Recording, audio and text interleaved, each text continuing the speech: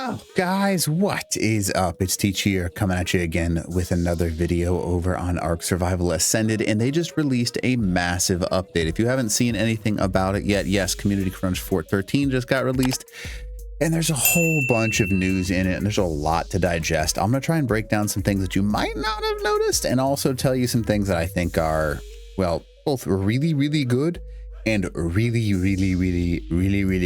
really bad things that they have kind of in store for us. But if you don't mind, smack that like button, leave a comment below for that algorithm, and then consider subbing to the channel. All right, so let's go ahead and get started here. So if you haven't seen this already, you can go to the Survive the Ark and then just go to their community crunches and you will find 4.13. Now, they do have this as their main image. I'll break this one down in just a second. I'll show you what I mean by that, because this is obviously the Power Rangers. There are 6 Power Rangers, 1, 2, 3, 4, 5, and this is supposed to be the 6th. And we'll talk about that in just a second. But anyways, you did know that the center just released. You can see it right here, right? They got the first. Now that means that there's going to be multiple Ark Fantastic Tames.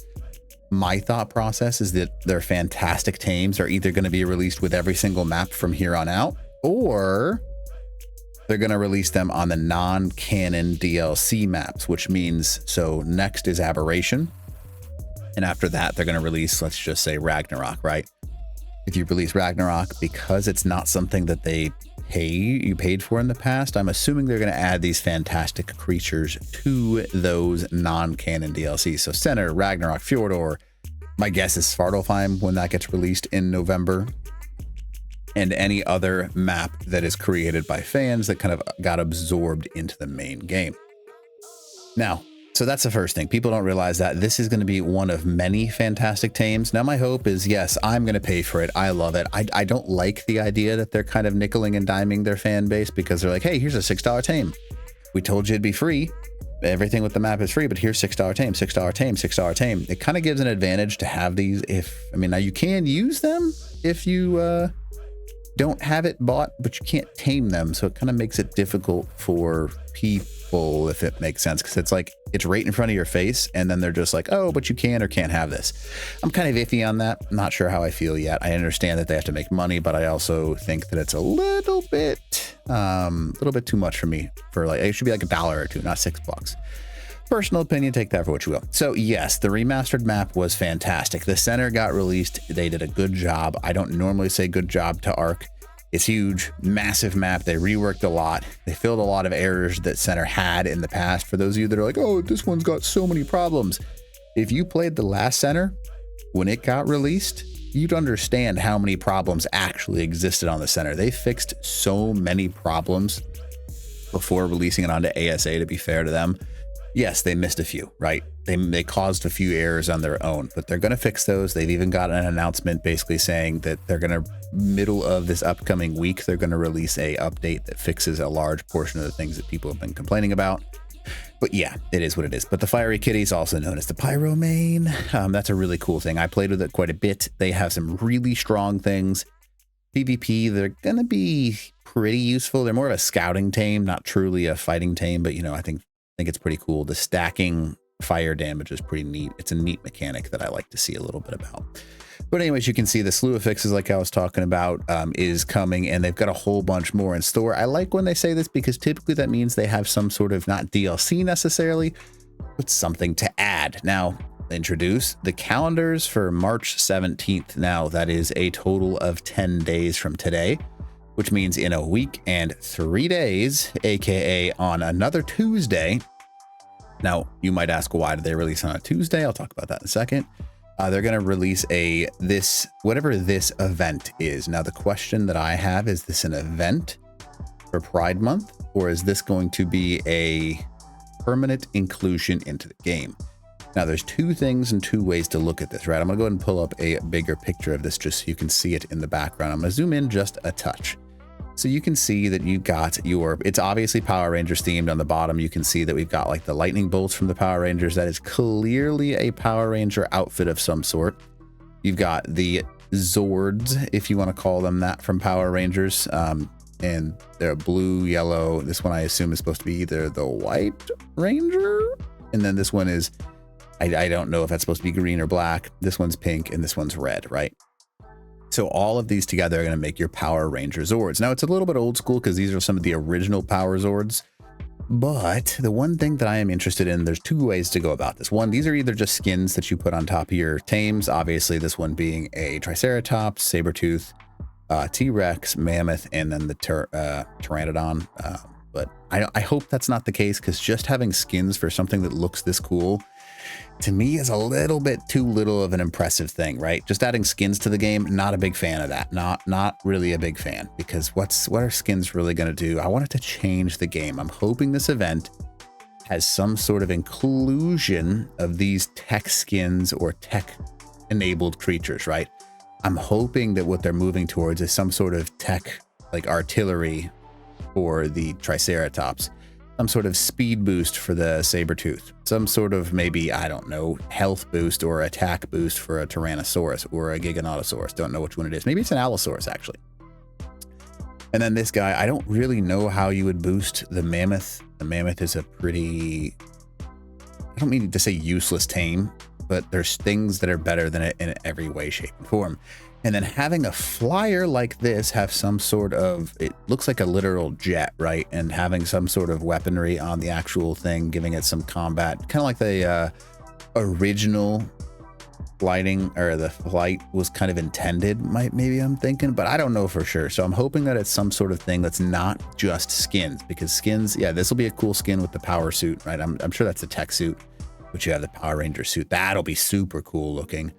But the actual event itself, I'm hoping for more than just these power suits, like as skins. I'm hoping it's an actual event with special things you can earn, maybe even some sort of special, again, I think it might be something to do with a tech suit of some sort, or tech armor. I'm hoping it's tech armor, but I don't know. I'm kind of go back and forth on what it is. I think the easier solution is they're just going to put in skins into the game, and there's no actual benefit to them. And I hope that's not the case, but that's certainly a possibility, and that's what I'm kind of leaning towards, but I hope not. Now, also, you can see Pride Month is pretty cool. I love it. I don't know who drew this, but this is amazing. The raptor with the cool, like, feathers to it. The Pride Month is pretty cool. I'm happy that they're actually releasing some stuff for this. 3 times rates every weekends through the end of June, which includes breeding and dazzling rainbow glows. Plus, you can actually get all of these colors inside of Ark right now, which is dark violet, orange, red, light yellow, mint, glacial, light pink, deep pink, medium lavender. Those are really cool colors to be able to see, aka these guys right here. These colors can be found inside of the game, which is pretty cool, just naturally spawning. So when you're getting onto the center, not only can you sometimes find a 150, but you can find a 150 with the cool colors, because that is a really fun thing to be able to find. Now, you can see that just adding Pride colors to the server command line will add this feature into your actual game, which is a really neat thing, you know, like opening it up for unofficial. Pretty, like, bravo, Ark. I don't usually give you too many kudos, but that's a bravo thing just to have it open off the bat. Now, next thing, right? This one is going to be a little bit more interesting, right? So they released the center. Obviously, there were a lot of errors. So you can see the volcanic island, and you can get the Ark Fantastic Tame. Again, first creature. I go back to the first, so there's going to be many more. The question is, what are they going to be? Because they seem to be basing it off of things that already exist. So the Pyro Main is based off of the Shadow Main. My thought process, it's probably going to be DLC creatures that haven't been released yet that are added to the game. So on the Ragnarok, what I would expect would be something just like, you know, spitballing something out there. Maybe like a Magmasaur, but in the water format, right? So like an Aquasaur. I don't know. They seem to be keeping things that have some sort of beneficialness. That's a really weird way to say it, but you get the point. Or a Void Worm. To rework a Void Worm would be a super cool thing. But, you know, these are just theories. But again, you can see that right there. If you're having issues, they did create a workaround for people that are having issues to obtain the Pyro Main, and then a workaround, as I mean, obviously they admit it. There's some bugs, polishing, level designs, and things they have to fix. So that excites me that they're actually going to work on that and release it next week. That's a huge thing before they release whatever game-breaking things come on the 17th. And they also get a workaround for some of the issues that people are experiencing joining the center, which will be a big thing. So keep that in mind. But I think it's pretty cool that they're doing all this. Again, they're going in the right direction. A lot of people are going to sit here and say, Ark is stupid, Ark is terrible, blah, blah, blah, blah, blah, blah, blah, blah, blah. End of the day, I'm still playing it, right? End of the day, there's still a crap ton of people still playing Ark, both Evolved and Ascended. Ascended tends to spike every single update because it doesn't have as much content as Evolved does. You're going to continue to get these spikes until it has the same content that Evolved does. Now, that's one thing that people need to be aware of. Yeah, but Conquest servers, these are not new. These are things that they did run on Ark Survival Evolved. And you can see right here, this is interesting. Conquest servers introduced to Ark Survival Ascended by Snail Games. Now, obviously, that's something that's interesting, but you know, it is what it is. I don't know why they have to include that. It just makes it a larger scale PvP battle with a hyper build time. And they're trying to make it so it doesn't have mega tribes, but it just ends up being 2 or 3 mega tribes that all agree not to kill each other running single maps. That's the only thing that sucks about it. So maybe I'll hop on there every now and then. And then obviously the mod spotlight, they have a lot of really cool mods that start getting released. There's Itherian tech creatures. These are cool. I've always liked these when they were back in Survival Evolved. The QOL items, haven't played that one yet. Saddle costumes, neat. Runic wyverns, I've never seen that. And then Fantasy World Structure, some of them are new, but obviously you can see this right here. Pretty cool structure. Adding stuff like that to the game just makes it a little bit more fun, in my personal opinion. So obviously that is that. And then you've got your usual content at the bottom from the content creators and also the actual art from the fans. So a lot of neat stuff coming for Ark over the next like 6 months. It looks like they're going to have at least, now let's get back to something that sucks, right?